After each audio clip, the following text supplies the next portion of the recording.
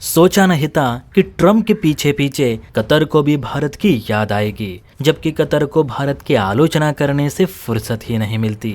जी हाँ, आपको पता होगा कि कल को डोनाल्ड ट्रम्प ने पीएम मोदी से फोन पर बात की, वो भी पूरे 40 मिनट तक। ईरान सीज फायर के चलते पाकिस्तान की अगुवाई में इस्लामाबाद में हुई शांति वार्ता के बाद डोनाल्ड ट्रंप और पीएम मोदी की पहली फोन बातचीत थी, जिसमें ट्रंप ने लगभग सीधे तौर पर तो नहीं लेकिन इनडायरेक्टली लगभग भारत से मदद मांगी है। बल्कि ट्रंप भारत की शरण में है कि भारत कुछ तो मदद करे। तो वो कैसे? तो देखिए, आपके सामने पीएम मोदी का ट्वीट है, जिसमें उन्होंने फोन पर क्या बातचीत हुई वो कहा है। अब इसी पोस्ट में उन्होंने आखिर में ये कहा कि हम दोनों ने पश्चिम एशिया यानी ईरान युद्ध की स्थिति पर चर्चा की और हॉर्मुज़ स्ट्रेट को खुला और सुरक्षित रखने पर जोर भी दिया। यानी कि साफ साफ कहे तो ट्रंप ने हॉर्मुज़ को खुला रखने के लिए भारत से हाथ जोड़कर मदद मांगी है, क्योंकि अमेरिका इस समय लगभग बेबस है, क्योंकि ना तो वो ईरान को हरा पा रहा है ना ही हॉर्मुज़ को खोल पा रहा है। इसलिए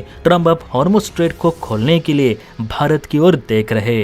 अब ट्रंप ने सरेंडर कर ही दिया था कि वहां कतर से भी न्यूज़ देखने को मिली कि कतर की गवर्नमेंट भी हॉर्मुज़ स्ट्रेट को लेकर भारत से बात करना चाहती है। दरअसल लेटेस्ट मीडिया रिपोर्ट्स के मुताबिक कतर के विदेश मंत्री अब्दुल रहमान जल्द भारतीय विदेश मंत्री जयशंकर साहब से मुलाकात लेंगे और ये मुलाकात खासकर हॉर्मुज़ स्ट्रेट को लेकर होने वाली है। आपके जानकारी के लिए बता दूं कि जब से हॉर्मुज़ स्ट्रेट बंद हुआ है तब से कतर की एक तरह की वाट लग चुकी है, क्योंकि कतर पूरी दुनिया को 20% एलएनजी गैस की सप्लाई करता है और यही कतर का मेन इनकम सोर्स भी है।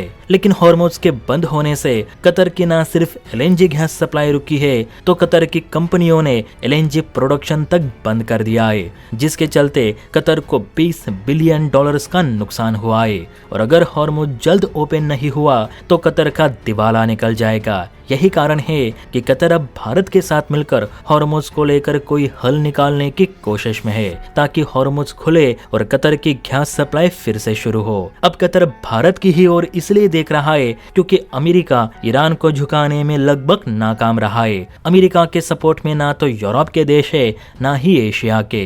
ट्रम्प जो भी फैसला लेते हैं उसके परिणाम उल्टा अरब देशों को ही भुगतने पड़ते हैं, जबकि भारत इस समय ईरान को भी कंट्रोल में लिए बैठा है और इजराइल अमेरिका को भी। कतर को उम्मीद है कि अगर भारत ईरान से बात करे तो शायद कुछ हल निकले। और बीते दिनों इजराइल ने भी यही कहा था कि पाकिस्तान के बजाय ईरान सीज फायर को लेकर भारत को ही मध्यस्थता करनी चाहिए, क्योंकि दोनों पक्ष भारत के सहयोगी है, तो इसमें ज्यादा चांसेस है कि कोई हल निकले। जबकि पाकिस्तान ने कितनी बार भी कोशिश की फिर भी वो इस युद्ध को रोक नहीं सकता।